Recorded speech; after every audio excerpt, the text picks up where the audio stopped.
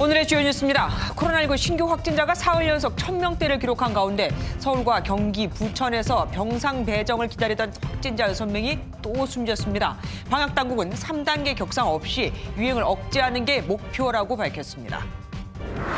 정부는 이미 확보한 1,000만 명분의 아스트라제네카 백신 외에도 얀센과 화이자는 이달 중에, 모더나는 내년 1월에 계약을 추진하고 있다고 밝혔습니다. 국내 개발 백신은 내년 말쯤 투입될 것으로 내다보았습니다. 법무부가 채널A 사건 관련 기록을 서울중앙지검으로부터 불법적으로 입수했을 가능성이 제기됐습니다. 감찰에 참여했던 담당 검사는 박은정 감찰 담당관이 통신 기록에 담긴 파일을 갖고 있어 이상하게 생각했다는 취지의 진술을 한 것으로 전해졌습니다. MBN 단독 보도합니다. 담뱃잎 대신 찻잎으로 만든 티시가렛이 SNS를 통해 빠르게 퍼지고 있습니다. 이런 유사 담배가 중국 등에서 들어오고 있는데 규제할 근거는 마땅치 않습니다. 코로나19에 감염된 전북 순창군 공무원이 직위 해제를 했습니다. 방역 책임자가 이상 증세를 느끼고도 근무를 했다는 게 이유인데 인사 조치까지는 과하다는 볼멘 소리도 나옵니다. 변창훈 국토교통부 장관 후보자가 빌라, 밀집 지역 등을 중층 고밀집 주택으로 개발해 도심 내 주택 공급을 크게 늘리겠다고 밝혔습니다. 위축됐던 대규모 재개발을 사실상 공식화한 겁니다.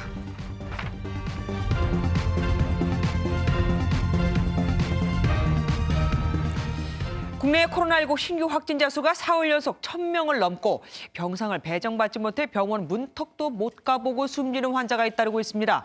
병원이 확진자 급증을 못 쫓아가는 거죠. 결국 의료 시스템 붕괴가 현실되는 게 아니냐는 우려가 나오고 있습니다. 저 소식 권용봉 기자가 보도합니다. 서울 성북구청 청사 앞에 임시 폐쇄 안내문이 붙어 있습니다. 구청 직원 1명이 코로나19 확진 판정을 받아 청사 전체가 폐쇄된 겁니다. 성북구청 측은 확진자와 같은 층에서 근무한 직원들은 의무적으로 검사를 받도록 하고 역학조사에 나섰는데요. 직원이 확진돼 청사가 폐쇄된 건 지난 13일에 이어 이번이 두 번째입니다. 공공기관을 비롯해 종교시설과 직장, 스키장 등 장소를 가리지 않고 감염이 잇따르면서 신규 확진자 수는 사흘째 1,000명대를 기록했습니다. 전체 확진자 수는 1,062명으로 서울 393명 등 수도권 확진자 수만 700명 이상입니다. 현재 의료 시스템으론 확진자 급증세를 감당하기가 쉽지 않을 정도입니다. 경기 부천시 요양병원에서 7, 80대 환자 3명, 서울에서 60대 환자 1명이 병상을 배정받지 못한 채 대기하다 숨졌습니다. 현재 1일 이상 대기하고 있는 환자는 496명입니다. 환자 배정과 관리, 병상 운영의 효율성을 높이는 작업을 착수하고 있습니다. 이틀 이상 병상을 기다리는 환자도 265명에 달하는 등 의료 절벽 위기가 시시각각 다가오고 있다는 우려가 커지고 있습니다. MBN 뉴스 권용범입니다. 사실 요즘 사람들이 확진자 증가, 그 이상으로 신경을 쓰는 게 바로 사회적 거리두기가 3단계로 갈까 하는 겁니다. 3단계 격상이 되면 당장 200만 개의 영업장이 타격을 받게 되거든요. 정부는 격상 없는 억제가 목표라면서도 격상에 따른 시나리오도 준비를 하고 있습니다. 조경진 기자가 보도합니다. 사회적 거리두기 3단계 격상 가능성에 대해 정부는 격상 없는 억제가 목표란 입장을 재확인했습니다. 상당한 이 서민층의 경제적 피해를 야기시키면서 감염 확산을 차단하는 것보다는 현재 2단계에서 국민들과 정부가 힘을 합심하여 유행을 차단하는 것이 최선입니다. 3단계가 불러올 경제적 충격 때문입니다. 실제로 3단계 격상 시 생필품이나 의약품 구매를 제외한 상점과 영화관, 미용실 등은 운영 중단 등의 제한을 받게 됩니다. 이러한 영업장은 전국적으로 203만 개에 달합니다. 3단계 격상 대신 최대한 현 단계에서 확산을 막기 위해 플러스 알파에 해당하는 추가적 조치들을 검토하고 있습니다. 식당도 카페처럼 포장과 배달만을 허용하고 결혼식 등도 예외 없이 모임 최대 인원을 10명에서 5명까지 낮추는 방안 등이 해당됩니다. 3단계 격상이 불가피할 경우 사회적 공감대가 전제돼야 한다는 점도 명확히 했습니다. 국민의 호응과 참여 없이는 거리두기 자체가 공허한 조치인 만큼 사회적 공감대가 충분히 확보되어야 합니다. 치밀하게 준비하되 필요하다고 판단되는 시점에서 과감하게 결정하겠습니다. 전면 봉쇄만은 피하고 싶은 정부. 그러나 어쩔 수 없이 최악의 경우도 같이 준비해야 하는 만큼 고심이 깊어지고 있습니다. MBN 뉴스 조경진입니다. 이처럼 정부는 당장 3단계 격상을 하지 않겠다고 하지만 전문가들은 지금 해도 늦은 거라고 하고 혼란스럽죠. 기자가 나가보니 이미 피해를 보고 있는 일부 시설들은 아예 문을 닫고 있었습니다. 신동규 기자가 돌아보았습니다. 서울의 한 예식장입니다. 거리두기 3단계가 되면 예식장은 집합 금지 대상이 됩니다. 아직 3단계 발령 전이지만 이 예식장은 일찌감치 외부인의 출입을 금지하고 있습니다. 무인 빨래방처럼 이른바 기타 시설로 분류되는 곳은 3단계 때 문을 여는지 닫는지도 아직 정확하지 않아 불안하기만 합니다. 미용실 같은 데는 뭐 얘기가 나오는데 빨래방까지는 아직 얘기가 없으니까 답답하지요 뭐. 아직 3단계 격상 전인데도 매출 하락으로 임차인이 빠져나가 주요 번화가의 상가 건물은 여러 층이 통째로 임대 매물로 나왔습니다. 명동 한복판 1층 대규모 상가에 보시는 것처럼 임대 딱지가 붙어 있습니다. 이것뿐만이 아닙니다. 바로 맞은편 상가에도 임대 딱지가 붙어 있고 이 상가는 아직 간판조차 떼지 못한 상태입니다. 맞은편을 보면 이 상가도 문을 닫은 상태인데요. 이 정도면 거의 거리두기 3단계나 다름없는 상태로 보입니다. 3단계가 되면 의약품을 제외한 상점과 영화관, 미용실, PC방은 영업이 중단됩니다. 하지만 애초 발표한 3단계 지침과 달라지는 부분도 많습니다. 마트나 편의점은 생필품 판매는 허용하되 입장 인원을 제한하는 방안이 유력합니다. 식당은 저녁 9시까지 영업할 수 있는 줄 알았는데 정부는 카페와 마찬가지로 포장과 배달만 허용하는 방안을 검토하고 있습니다. 시민들 사이에선 연일 1000명대 확진자 발생을 멈추도록 3단계를 빨리 시행하는 게 낫지 않느냐는 의견이 나옵니다. 빨리 하고 얼른 잡아서 빨리 끝내야 된다고 생각합니다. 이미 3단계나 마찬가지로 회사에서도 회의조차도 지금 못하고 있거든요.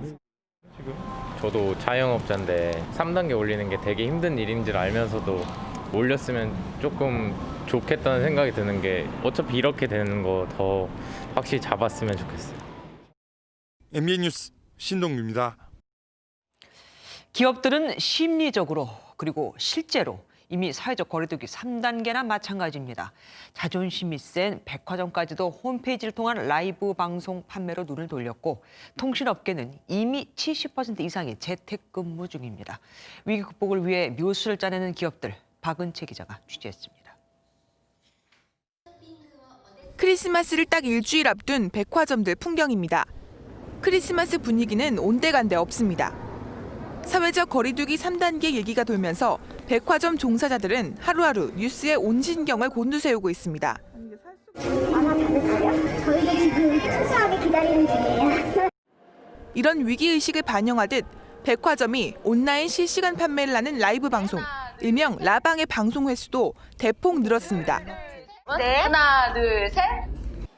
백화점이 믿을 때라곤 온라인 판매밖에 없습니다. 백화점은 사회적 거리두기 3단계가 시행되면 문을 닫아야 합니다. 기업들은 불편을 감수하더라도 이미 사회적 거리두기 3단계에 진입했습니다. 필수 대기 인력 이외에는 재택근무로 전환했고 국내 출장도 중단했습니다. 사람들의 이동량이 크게 줄면서 크리스마스 특수는 고사하고 기업들은 생존의 위기로 내몰리고 있습니다. MBN 뉴스 박은채입니다. 코로나19 백신 4,400만 명분을 제대로 확보한 게 맞느냐? 의구심이 계속 제기되자 정부가 이미 계약을 마친 아스트라제네카 외에도 얀센과 화이자는 이달 안에, 모더나는 1월 안에 계약을 목표로 하고 있다고 설명했습니다. 정부는 당초 올해 안에 백신 3사로부터 2,400만 명분 계약을 마무리할 거라고 했었는데 이 말을 지키지 못하게 된 겁니다. 이혁준 기자입니다. 정부는 먼저 계약을 체결한 아스트라제네카 백신을 내년 2월에서 3월 사이 국내로 들여올 계획입니다. 아스트라제네카 백신은 1,000만 명분으로 나머지에 대한 확보 계획도 밝혔습니다. 얀센과 화이자는 이달 중, 모더나는 내년 1월을 목표로 계약 체결을 추진합니다. 얀센은 빠르면 다음 주 정도에 계약이 완료될 걸로 보이고 화이자 계약서도 최종 검토하고 있는 법률 검토를 하고 있는 단계입니다. 백신 공동구매 배분을 위한 국제 프로젝트 코백스 퍼실러티 1,000만 명분은 내년 1분기 도입을 논의 중입니다. 코백스 물량은 아스트라제네카와 화이자 백신이 사실상 확정됐습니다.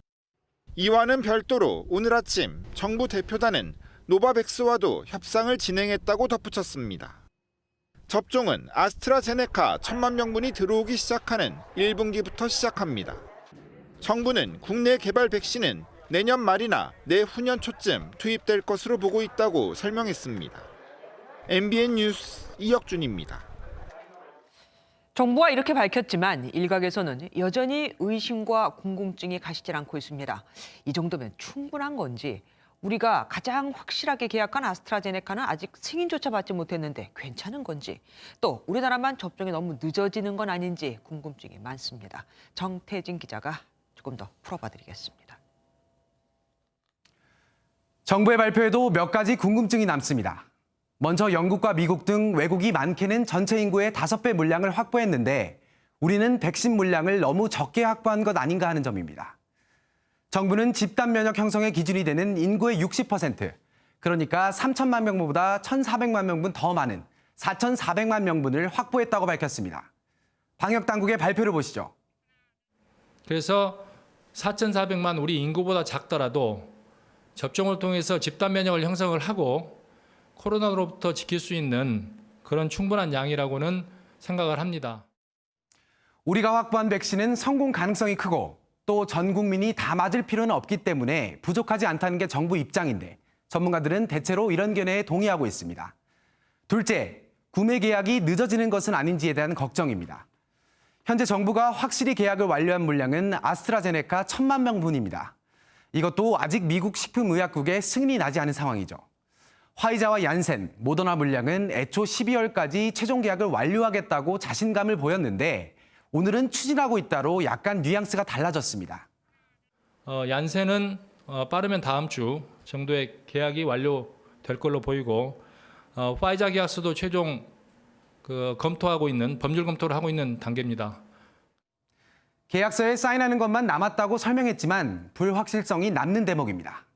셋째, 백신 도입이 너무 늦어지는 것은 아닌지에 대한 불안감입니다. 정부는 내년 2, 3월부터 순차적으로 도입해 11월까지 접종을 완료하겠다고 밝혔습니다. 그러나 이미 미국, 영국, 캐나다, 심지어 중국까지 접종을 시작한 상태라 늦었다는 비판은 계속 제기될 것으로 보입니다. 다만 다른 나라의 부작용 사례도 지켜봐야 하고 또 국내 치료제 개발도 막바지에 있는 만큼 서두를 필요가 없다는 전문가 견해도 있습니다. 마지막으로 18세 미만 청소년과 임신부도 맞아야 하는지입니다. 현재 우선 접종 대상자는 고령자와 의료진, 역학조사관 등 관련 지원 인력입니다. 18세 미만과 임신부는 현재 개발 중인 백신의 임상시험 자료가 없어 일단 제외됐습니다.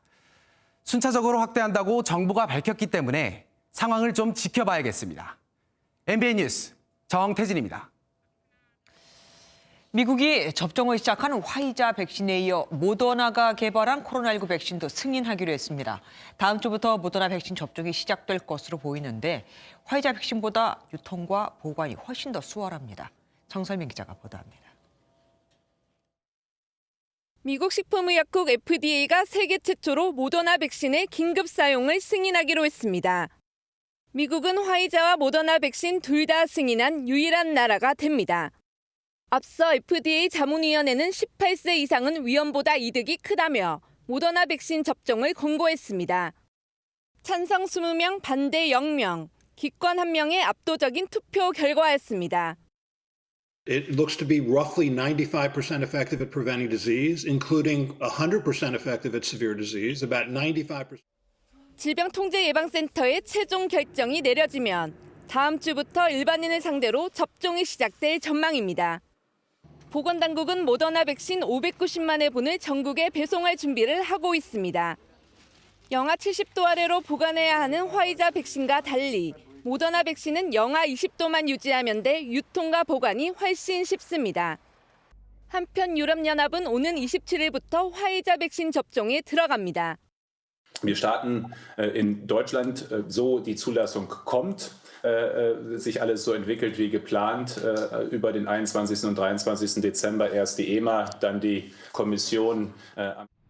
화이자 벨기에 공장은 오는 26일부터 EU 전역에 백신 배송을 시작할 예정입니다. 화이자는 일본에서도 백신 승인을 신청했습니다. 일본 정부가 승인하면 이르면 내년 3월에는 접종이 시작될 것으로 보입니다. MBN 뉴스 정살민입니다. 청정 지역이라 자부하던 제주도의 집단 감염이 심상치 않습니다. 성당과 교회에 이어 목욕탕에서도 집단 감염이 발생했거든요. 목욕탕에서는 매점 운영자가 걸려 비상이 걸렸습니다. 강세영 기자입니다. 제주도 동문시장 옆에 자리 잡은 목욕탕입니다. 당분간 영업을 중단한다는 안내문과 함께 문이 굳게 닫혀 있습니다. 이 목욕탕 매점 운영자 A씨가 코로나19 확진 판정을 받은 건 지난 16일. 집단 감염이 발생한 성당 관련 확진자와 만난 뒤 확진 판정을 받았는데 확진자는 순식간에 22명으로 늘어났습니다. 먹는 분들이 많다 봐야 특히 시장 사람들. 불안하지. 제주도는 교회와 성당, 고등학교 등 4곳에서 집단 감염이 발생하며 방역 위기 상황에 몰렸습니다. 결국 제주도는 사회적 거리두기 2단계와 함께 일부 시설의 방역 조치를 강화한다고 밝혔습니다. 목욕탕에서는 입욕이 금지되고 샤워 시설만 이용할 수 있습니다. 발안실, 냉온탕 운영 금지, 매점 운영 금지, 음식물 취식 금지, 업소 내 에어로빅 등 실내 체육 행위가 전면 금지됩니다. 장례식장에서도 음식물 접대가 금지되고 요양병원 이용자와 근무자는 2주마다 진단검사를 받아야 합니다. 모든 유치원과 초중 고등학교는 21일부터 나흘간 원격 수업이 시행됩니다. 제주도는 식사를 하는 소모임을 중심으로 확산이 이어지고 있다며 모임을 자제해달라고 당부했습니다. MBN 뉴스 강세현입니다. 윤석열 검찰총장의 운명이 다음 주에 결정될 것으로 보입니다. 집행정지 신청 결과가 이르면 오는 22일에 나오거든요. 윤 총장이 직무에 복귀할지 아니면 사실상 식물총장의 상태로 2달을 보내게 될지 크리스마스를 앞두고 결정이 되는 겁니다. 지난번 신청 때와 달리 이번엔 대통령이 제거한 거니 법원도 상당한 부담이 있을 겁니다. 박자원 기자입니다. 윤석열 검찰총장이 법원에 제기한 징계처분 집행정지 신청의 신문기일은 오는 22일 오후 2시로 결정됐습니다. 사건의 중대성과 긴급성 등을 고려해 결과는 이르면 당일 밤늦게, 늦어도 24일 이전에는 나올 것으로 보입니다. 사건은 행정 12부로 배당됐습니다.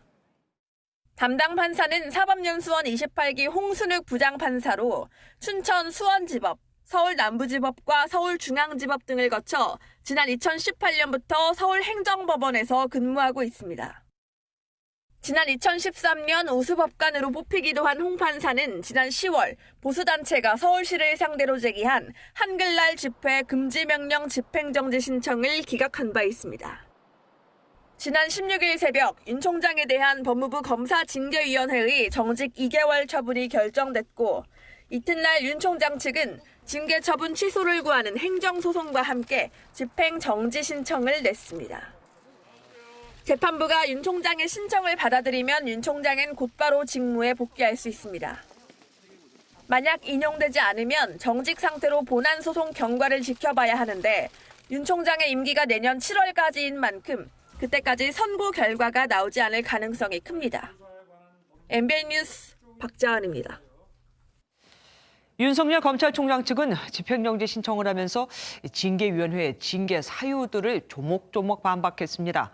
또 일각에서 언급하는 문재인 대통령과 윤 총장의 대결 구도라는 게 부담스러운 듯 대통령을 상대로 소송을 제기했다고 하는 건 지나친 왜곡이라고 선을 그었습니다. 임성재 기자입니다.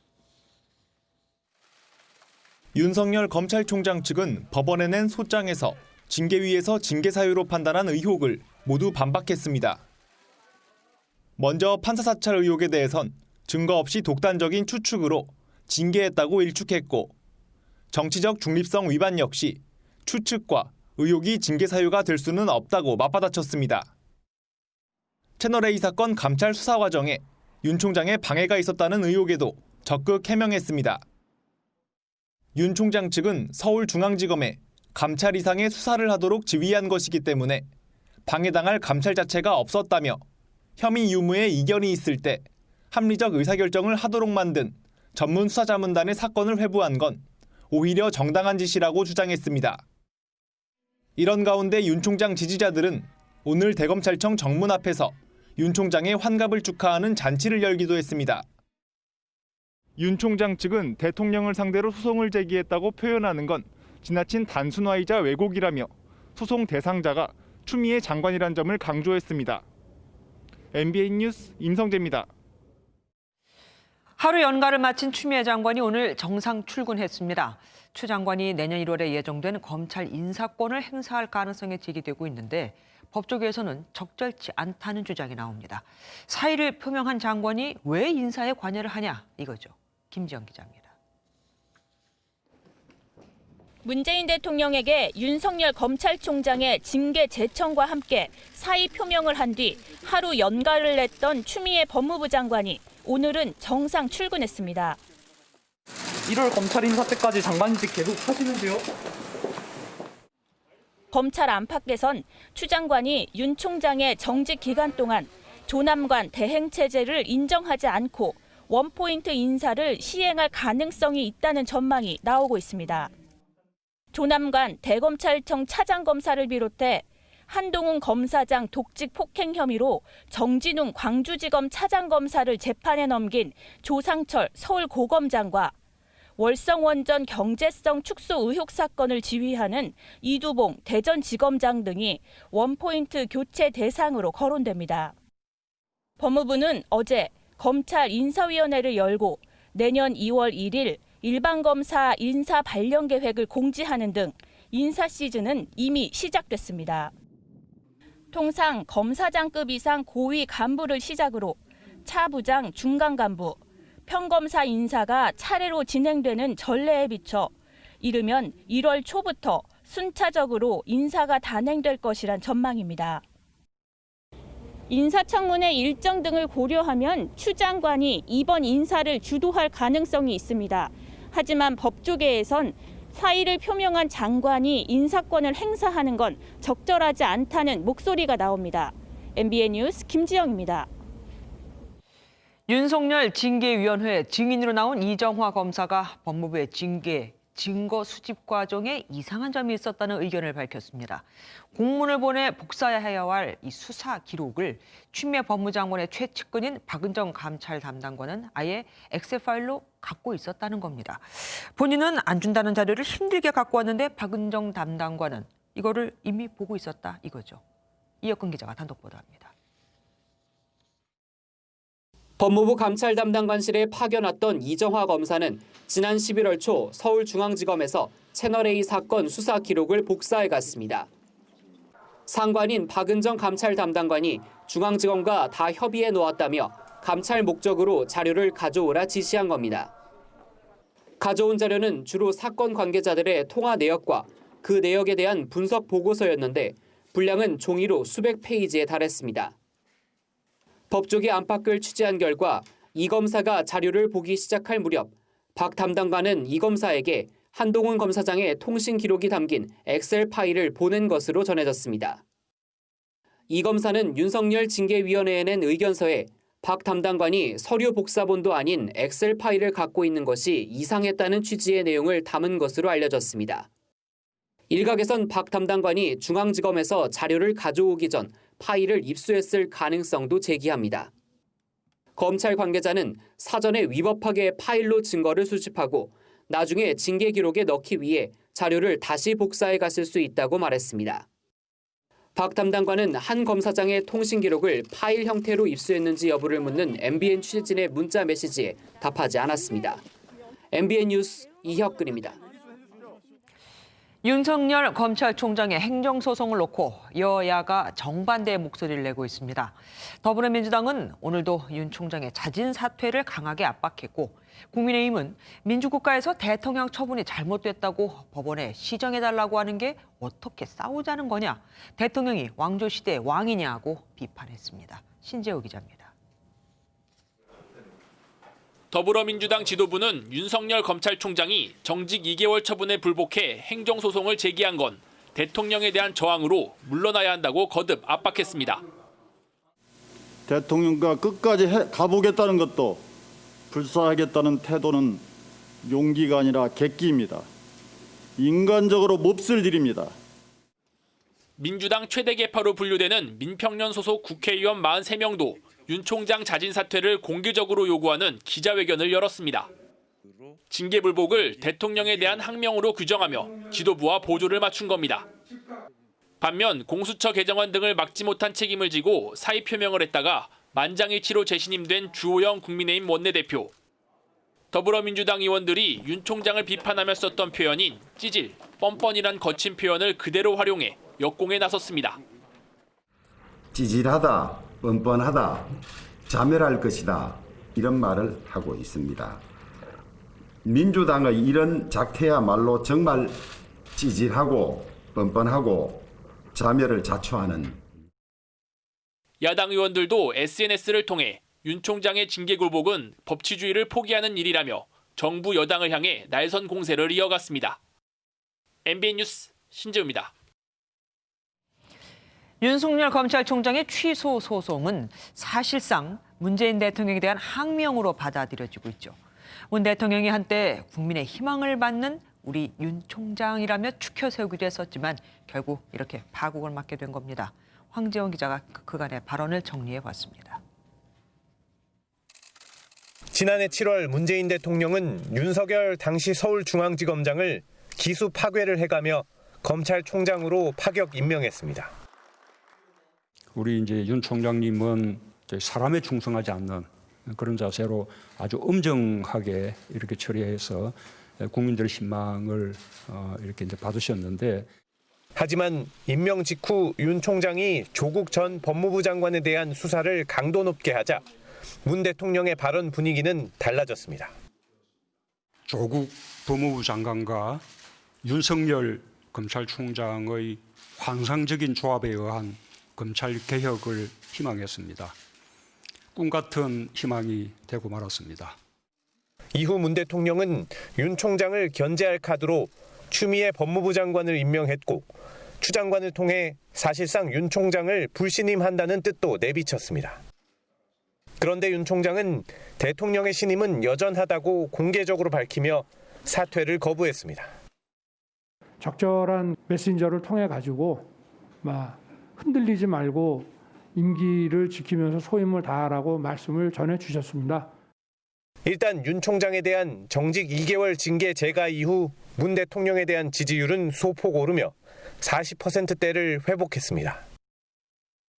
하지만 징계 처분 취소 소송에서 윤 총장이 승소한다면 문 대통령과 대립할 수밖에 없어 소송 결과가 연초 전국에 큰 변수가 될 전망입니다. MBN 뉴스 황지연입니다.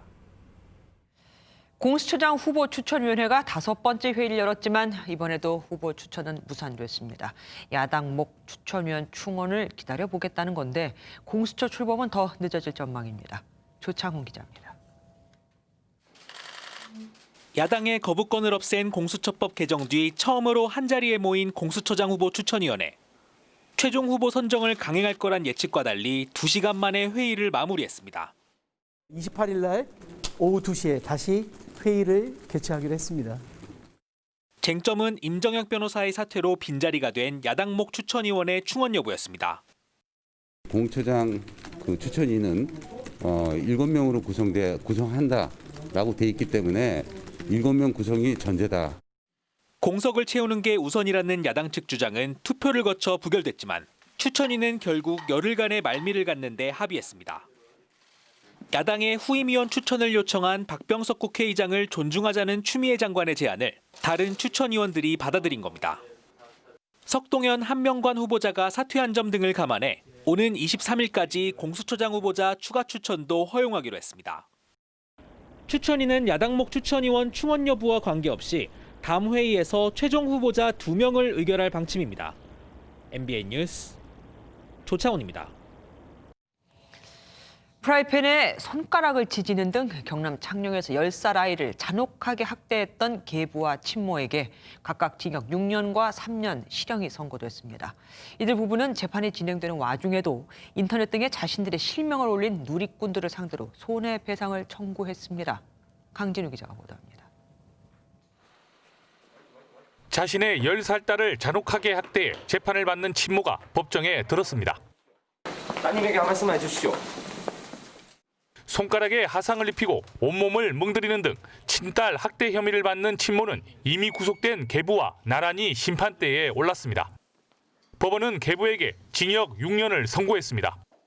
재판부는 아동을 학대해 평생 외상 후 스트레스 장애를 갖게 해 처벌이 불가피하다고 판시했습니다. 불구속 상태로 재판을 받던 친모는 3년형이 선고되면서 법정 구속됐습니다. 조현병을 알아왔다는 점과 어려운 환경 속에서 자랐다는 점이 감형 사유로 받아들여졌습니다. 언제까지 심신미약으로 이런 끔찍한 범죄자를 봐줘야 되는지 저는 진짜 이해를 하지 못하겠습니다. 무슨 자기가 한 짓에 비해서 너무 형편없이 낮은 형을 받았다고 생각을 합니다.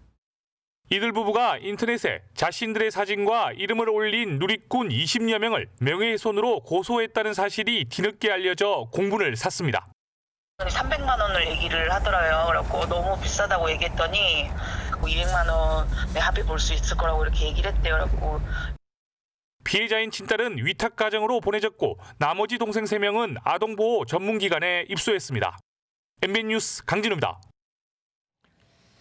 혹시 티 시가렛이나 차, 담배라고 불리는 유사 담배를 아십니까? 담배잎 대신 찻잎으로 만든 건데 일반 담배처럼 발암물질이 나옵니다. 청소년도 쉽게 구매할 수 있고요. 그런데도 국내에선 국내 사업법상 담배에 해당하지 않는다면서 규제를 하지 않고 있습니다. 김민수 기자가 취재했습니다. 인터넷 주문을 통해 중국에서 들여온 티시가렛 제품입니다. 관련형에 불을 붙여 연기를 흡입할 수 있다는 점까지 일반 담배와 크게 다르지 않습니다. 안전성이 검증되지 않은 제품이지만 누구나 SNS를 통해 쉽게 구매할 수 있을 정도로 관리 감독은 허술한 실정입니다. 판매 사이트에는 주성분이 찻잎이라서 인체에 무해하다고 설명합니다. 하지만 미국 암연구협회 등은 티시가렛에서 타르와 일산화탄소 같은 발암 물질이 나올 수 있다고 경고하고 있고 보건당국도 인체에 무해하다는 광고는 사실이 아니라고 우려했습니다. 그걸 차로 먹었으면 괜찮겠지만 태워서 그 폐로 흡연돼서 들어가는 거니까. 이런데도 국내에선 티시가렛을 규제할 법적 근거가 없습니다. 담뱃잎을 원료로 하지 않은 제품은 담배사업법상 담배가 아니라서 티시가렛을 담배로 규정할 수 없기 때문입니다. 담배에 대한 정의를 좀 더 포괄적이고 넓히는 것이 이러한 제품들을 효과적으로 관리하고 규제할 수 있는 그런 방안을 만드는 데 근간이 된다고 생각합니다. 비판이 이어지면서 정부도 모니터링 강화와 함께 법 개정을 추진하기로 했지만 상당 기간 법적 공백은 피할 수 없어 보입니다. MBN 뉴스 김민수입니다. 채용 과정에서 직무 능력과 관련이 없는 신체적 조건이라든지 고향이나 재산 등을 묻지 못하게 하는 블라인드 채용법이 시행된 지 1년이 넘었죠. 그런데 아직도 면접에서 외모를 평가하는 곳이 있습니다.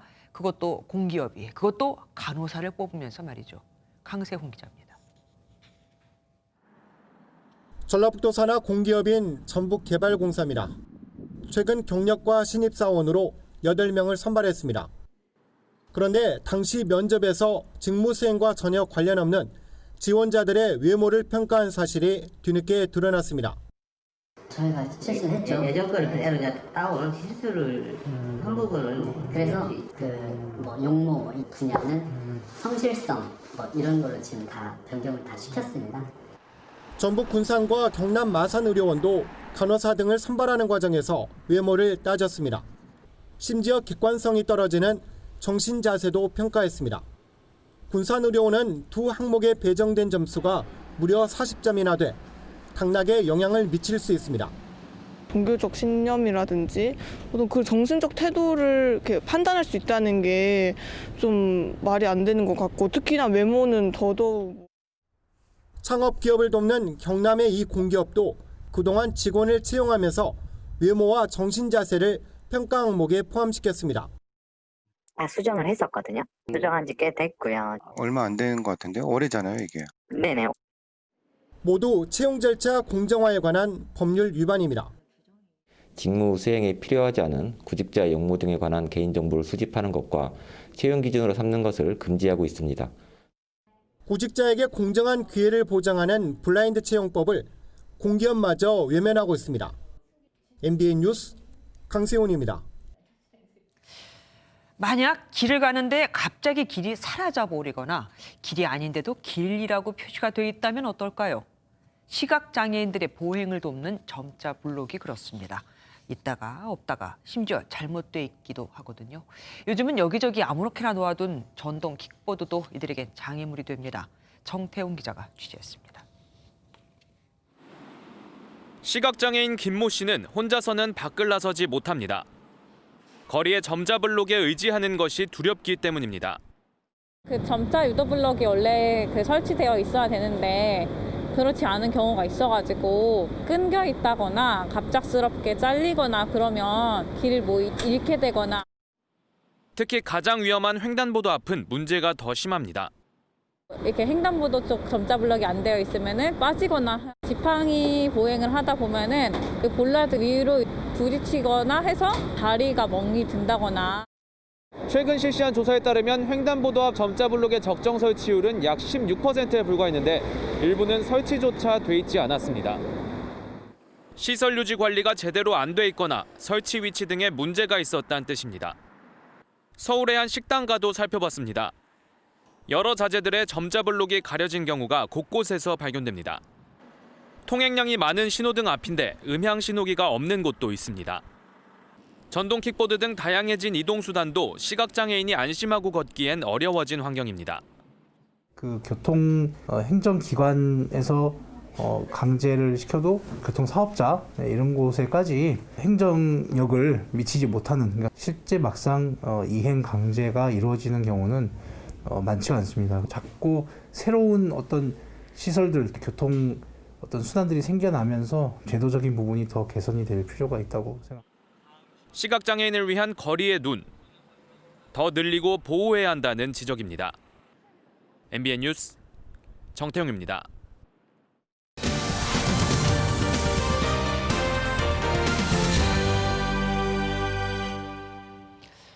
미니 대선으로 불리는 내년 서울시장 선거. 여당에선 4선 중진 우상호 의원이 처음으로 출사표를 던졌습니다. 마지막 정치적 도전이며 다음 총선 불출마까지 선언하면서 배수의 진을 쳤죠. 오늘 뉴스피플에서는 유호정 기자가 우상호 의원을 만났습니다. 준비된 서울시장 우상호가 서울의 위기를 해결하겠습니다. 여권에선 첫 출사표를 던진 더불어민주당 우상호 의원. 4선 현직 의원이자 후보자로 달라진 일상을 보내고 있는 그를 만났습니다.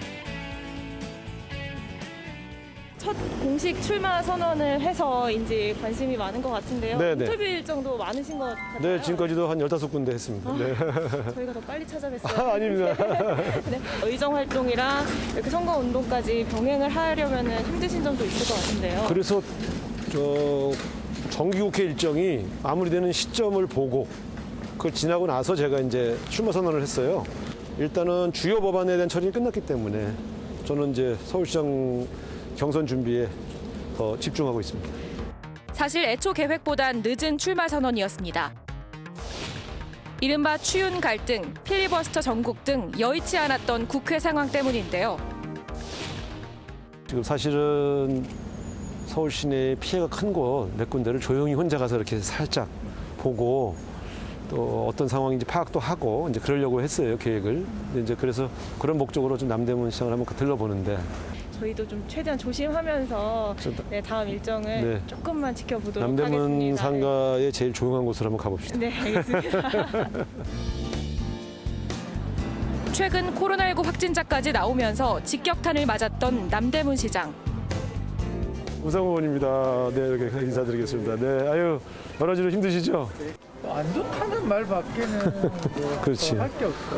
더 좋아진다고 하는데 말만 좋아진다는 거죠. 계속 더 상황이 악화되니까. 그렇죠.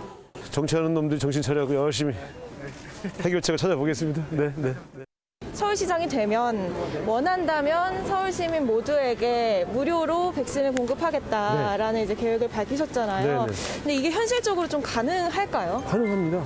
왜냐하면 지금 중앙정부가 이미 책임지기로 한 게 서울 시민들 전체를 보면 한 50%에서 60%, 55% 정도는 이미 중앙정부가 책임지기로 약속을 했고요. 나머지 시민 중에서 네, 고맙습니다. 네, 나머지 시민 중에서 원하시는 분들을 따지면 인원수가 딱 나오잖아요. 저는 뭐 백신 문제도 직접 뛰어가서 제약회사 가서 직접 계약하면 되지. 뭘 예기업을 통해서 합니까? 그냥 가면 되죠. 저는 그런 일에 대해서 별로 뭐가 어렵다는 건가. 이런 일을 제일 빠르게 해결할 수 있는 사람한테 맡기시면 되죠. 네. 불안하시면 우상호입니다. 네. 그런데 내년 보궐선거에서 표심을 좌우할 주요 변수 중 하나는 단연 부동산 문제입니다. 공공주택 16만 호를 짓겠다는 그의 공약이 시민들의 지지를 얻을 수 있을진 아직 지켜봐야 합니다. 그 전에 1차 관문인 당내 경선도 치열할 것으로 전망됩니다. 지역구에서 상대방 후보보다 한 15% 뒤지고 시작해서 엎은 적도 많아서 이런 일은 많이 해봐서 그렇게 큰 걱정은 안 하는데요. 지금 나오는 여론조사 지지율은 대개 이제 공식적인 선거운동이 시작되기 전의 인지도 조사에 불과하다. 그래서일까요? 최근엔 윤석열 총장의 사퇴를 압박하거나 탈당한 금태섭 전 의원의 출마를 견제하는 등 과감한 발언으로 존재감을 드러내고 있습니다. 추미애 장관이 사의까지 표명했는데 윤석열 총장이 그 자리를 차지하기 위해서 계속 소송을 걸고 앉아 있는 건 저는 좀 민망한 일이 아닐까. 하지만 오 의원은 자신의 강점을 이렇게 말합니다. 우상호의 본선 경쟁력의 최대 장점은 중도 외연으로의 확장 능력이다. 저는 적어도 우상호는 좌에서 우까지 저의 합리성을 인정해 주는 분들이 굉장히 많다고 생각합니다. 여야 모두 물러설 수 없는 승부처인 이번 보궐선거. 아무리 생각해도 저는 대통령감이기보다는 서울시장감 같아요. 386 세대의 리더에서 서울의 리더로 나선 우상호 의원. 앞으로 여권의 선거 상황판이 어떻게 꾸려질까요? 뉴스피플이었습니다. 내일부터는 술을 마시며 카드 게임을 하는 홀덤펍의 영업이 금지되고 무인 카페에서 취식도 금지됩니다.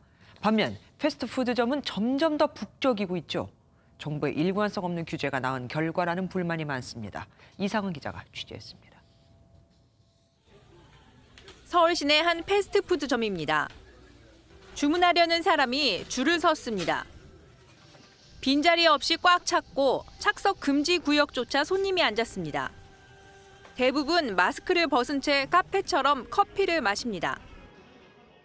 이렇게 카페 대신 패스트푸드점을 찾고 있지만 상당수의 패스트푸드점은 체온 측정이나 출입 명부 관리조차 제대로 되지 않고 있는 상황입니다. 이 패스트푸드점은 체온 측정기는 물론 QR코드 인증기기도 출입 명부도 아예 없습니다. 기기가 있는 곳도 전적으로 손님 자율에 맡길 뿐 확인하는 직원 하나 없습니다. 패스트푸드점만 하면은 카페랑 똑같이 코로나가 그렇게 확산될 수 있는데 너무 일관성이 없다는 생각이 들어요. 여는 곳을 한정적으로 해놓으면은 모이는 거는 그쪽으로 더 많이 모이지 않을까 생각. 정부는 홀덤펍과 무인 카페 규제를 예고했지만 일관성 없는 핀셋 규제는 사각지대 풍선 효과를 낳고 있습니다. MBN 뉴스 이상은입니다. 군청 과장이 지역 내 코로나19 첫 확진자로 확인돼 직위 해제됐습니다. 이상 증세를 느끼고도 계속 근무를 했기 때문인데 사실 자녀에게 옮겨온 거였습니다. 가족 간 피치 못한 감염인데도 인사조치라니 너무 과하다는 목소리도 나옵니다. 정치홍 기자입니다. 전북 순창군청 소속 과장 A씨는 지난 10일 코로나19에 감염됐습니다. 광주에 사는 큰딸이 이상 증세로 검사를 받고 확진된 데 이어 일가족 4명 모두 감염됐습니다. 그동안 확진자가 없었던 순창군 첫 확진 사례로 16일 확진자 1명이 추가되기도 했습니다. 확진 판정을 받은 과정은 이곳 순창군 보건의료원에서 코로나19 방역을 담당했습니다. 순창군은 인사위원회를 열고 A 과장을 직위해제했습니다. 방역을 책임지는 공무원이 사명을 다하지 못한 책임이 있다며 이상 증상을 느끼고도 근무를 한 잘못이 있다고 설명했습니다. 공무원 사이에서는 지나친 조치라는 볼멘 소리가 터져나옵니다. 분위기 안 좋죠. 누가 징계주거나 한다고 하면 좋거든. 걸리고 싶어서 걸린 것도 아닌데. 이런 와중에 인사권자인 순창군수는 거리두기 2단계가 내려진 지난 9일 회식 자리에 참석해 음주도 한 것으로 알려졌습니다. 100명 이하로 모일 수 있는 때였다고 해명했지만 이미 중대본이 공무원의 회식과 모임을 금지한 시기였습니다. 순창군청 홈페이지에는 군수도 확진되면 사임할 거냐, 인사 조치를 하면 누가 사실을 밝히고 검사를 받겠느냐는 군민들의 비난 글이 올라왔습니다. MBN 뉴스 정춘우입니다.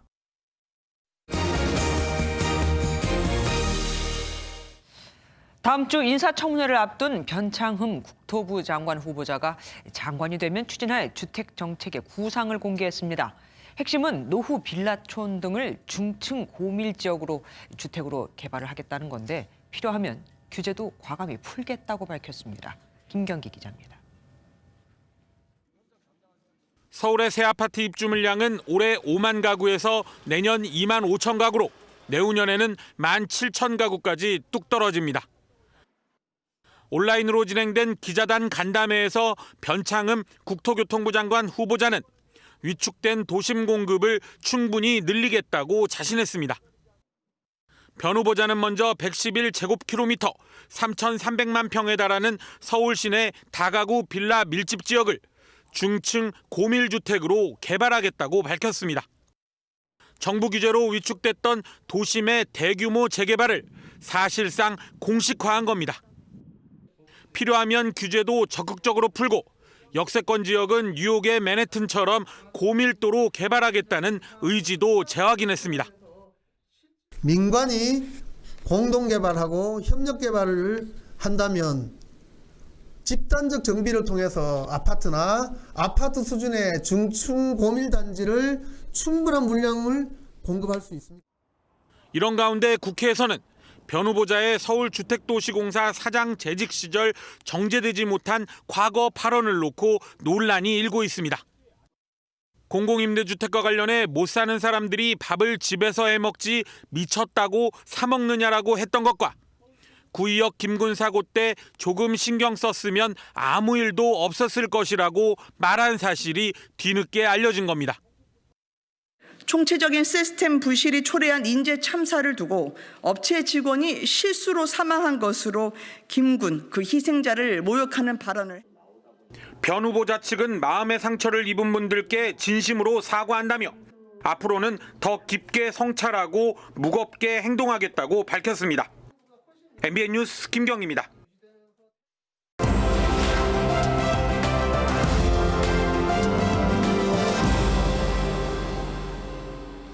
키워드로 살펴보는 오늘의 화제 빅뉴스 시간입니다. 오늘은 경제부 박통일 기자와 함께하겠습니다. 어서 오십시오. 첫 번째 키워드 볼게요. 서세원, 우리가 알고 있는 그 유명한 연예인입니까? 네, 글자는 같지만 요즘 부동산 시장에서 쓰는 새로운 말입니다. 그 서세원은 서울의 한 채 그리고 세종의 한 채를 뜻하는데요. 서울과 세종의 부동산 가격이 워낙 가파르게 오르다 보니 이 지역의 집을 각각 한 채씩 사야 한다는 분위기를 반영한 겁니다. 예. 부동산 신조어에는 베베테크란 말도 있습니다. 베테크도 아니고 베베테크요? 맞습니다. 그건 뭡니까? 베베는 배액배상의 줄임말입니다. 부동산 계약을 맺은 뒤 이 계약을 취소하려면 계약금 2배를 배상해야 합니다. 최근 집값이 빠르게 오르다 보니까 기존 계약을 깨는 경우가 빈번하고 이때 계약금 2배를 받게 되니 이런 재테크도 있다는 일종의 풍자죠. 이 밖에 부동산 급등에 따른 우울감이나 스트레스, 불안함이나 초조함을 뜻하는 부동산 블루라는 말이 올해 부동산 시장에 등장했고요. 이번 집값 상승에서 소외된 이들을 상대적으로 다른 사람에 비해 자산이 적어졌다는 자조적인 의미로 벼락거지가 됐다는 말을 사용해 유행하기도 했습니다. 아, 나는 그대로 있는데 다른 사람 집값이 오르니까 오히려 나는 벼락거지가 됐다. 요즘 말로 웃기고도 슬픈 신조어가 됐습니다. 다음 키워드 볼게요. 전세남 주범. 누굽니까, 이 주범이? 네, 최근 전세남 원인을 두고 김현미 국토교통부 장관이 국회에서 저금리가 원인이라고 말한 적이 있습니다. 네, 한번 들어보시죠. 장기간 지속된 저금리 기조로 많은 임차 가구가 월세보다 부담이 적은 전세를 찾게 되고 주거 상향 수요도 증가하면서 전세 가격이 상승하고 있습니다. 네, 조금 전 발언에서 볼 수 있듯 김 장관은 저금리를 전세난의 원인으로 본 건데 이 금리를 결정하는 곳이 바로 한국은행입니다. 그렇죠. 졸지에 전세난의 주범으로 몰린 셈인데요. 이주열 한국은행 총재가 직접 이를 반박했습니다. 최근 전세 가격 상승은 저금리가 아니라 공급 부족이 원인이란 것이죠. 전세 가격이 가파르게 오른 것이 6월 이후인데 훨씬 전부터 유지된 저금리가 전세난의 원인이 될 수 없다는 설명입니다. 그러니까 한국은행 입장에서는 나는 억울하다 이거네요. 누명을 씌우지 마라. 다음 키워드 보겠습니다. 혈액 보유량 2.7일. 부족한 거 아닙니까? 네, 최근 코로나19 확진자가 급증하면서 헌혈하는 분들이 많이 줄었습니다. 아, 그렇죠. 그러다 보니 혈액 보유량이 급격히 감소했는데요. 대한적십자사 혈액관리본부에 따르면 어제 0시 기준 혈액 보유량이 2.71분까지 줄어들었다고 합니다. 혈액 보유량은 모두 5단계로 관리됩니다. 5일분 이상일 때 적정, 3일에서 5일은 관심, 2일에서 3일은 주의, 그리고 1일 미만이면 심각 단계로 분류됩니다. 지금은 2.71로 주의 단계입니다. 그럼 우리가 안심할 수준까지 하려면은 헌혈을 얼마나 해야 되는 겁니까? 네, 혈액 수급을 안정적으로 유지하려면 전국적으로 하루 5,600명 이상의 헌혈이 필요합니다. 그런데 최근 일주일 동안 하루 평균 헌혈자는 4,400명 수준에 불과했습니다. 그러니까 하루에 1,200명씩은 최소한 더 계속 해야 한다는 얘기네요. 많이 부족합니다. 오늘 말씀 여기까지 들을게요. 지금까지 박통일 기자와 함께했습니다. 수고하셨습니다. 코로나19가 막 퍼질 때 스웨덴은 국민들 사이에 집단 면역이 생기면 된다면서 마스크도 쓰지 않고 이전 모습 그대로 생활을 했죠. 스웨덴 국왕이 이 전략이 실패했다고 결국 공식적으로 인정했습니다. 이기종 기자입니다. 연례 성탄절 연설에 나선 스웨덴 국왕 칼 구스타브 16세. 코로나19 대응에 실패했다며 스웨덴이 추구했던 집단 면역 전략이 잘못됐다고 인정했습니다. Jag anser vi har misslyckats. Vi är ändå stort antal som har avlidit helt enkelt och det är ju fruktansvärt. Det är någonting som man 집단 면역을 시도한 스웨덴은 봉쇄 조치는 물론 마스크 착용 권고도 하지 않았습니다. 결과는 주변국 노르웨이와 핀란드보다 훨씬 많은 8,000명 가까운 사망자로 나타났습니다. 스웨덴은 뒤늦게 지난달 모임 인원을 8명 이하로 제한하는 등 대응에 나섰지만 역부족인 상황입니다. 유럽 각국의 확산세는 연일 최악을 기록하고 있습니다. AFP 통신은 유럽 52개 나라에서 누적 사망자가 50만 명을 넘었다고 전했습니다. 에마뉴엘 마크롱 프랑스 대통령은 코로나19에 확진된 이후에도 화상회의에 참석했습니다. Si vous voulez bien essayer d'apporter quelques réponses à ce qui a été dit, en tout cas partager quelques réflexions si ça vous convient.